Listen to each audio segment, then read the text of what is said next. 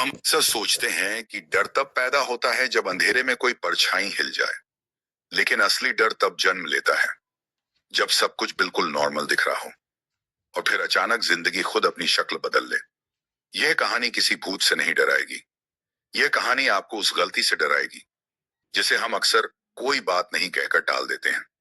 आदर्श एक सीधा साधा लड़का था। पढ़ाई, दोस्त, परिवार, सब कुछ संतुलन में था।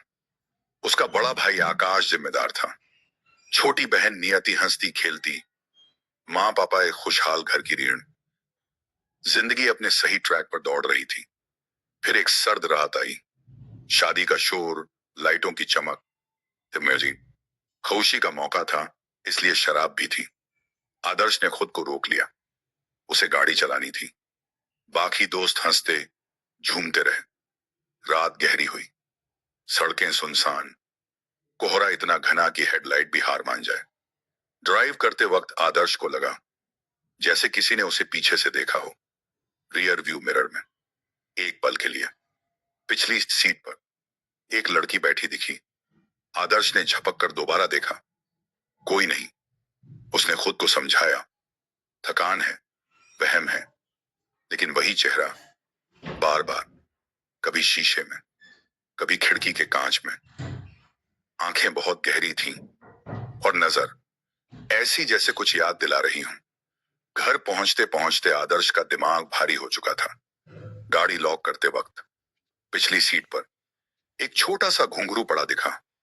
न तो किसी ने पहना था, न किसी का था। आदर्श ने बिना ज्यादा सोचे उसे बाहर फेंक दिया।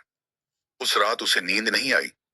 उसे लगा कोई उसके नाम से पुकार रहा है, धीमी खुरदरी आवाज में। दरवाजे पर हल्की सी दस्तक भी हुई। खोला। सामने सन्नाटा। सुबह होते ही आदर्श ने राहत की सांस ली, लेकिन डर खत्म नहीं हुआ था।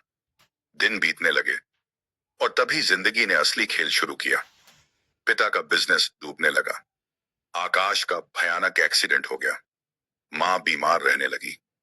घर में जैसे एक एक करके सब कुछ टूट रहा था। और इन सब के बीच नियति बदलने लगी। वो कहती थी, कोई मुझे देखता है।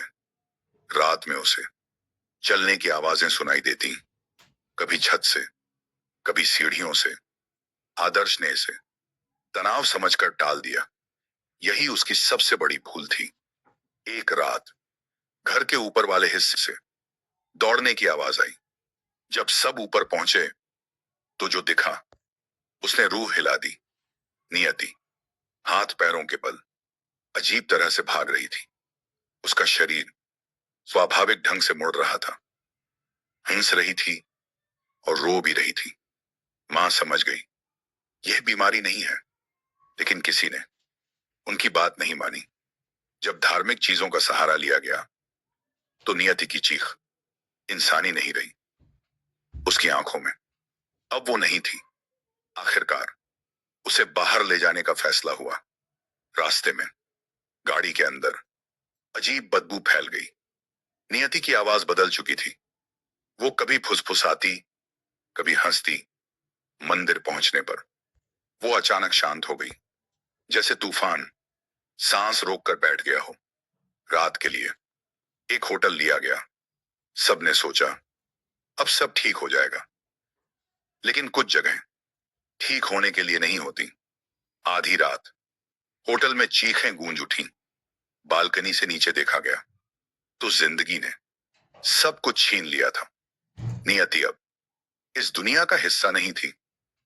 कोई चमत्कार नहीं हुआ, कोई हैप्पी एंडिंग नहीं आई। आज भी आदर्श वही सवाल पूछता है, अगर मैंने उस पहली रात उस डर को नजरअंदाज न किया होता तो क्या मेरी बहन आज जिंदा होती? कुछ गलतियां माफ नहीं होती और कुछ खामोशियां जिंदगी भर चीखती रहती हैं।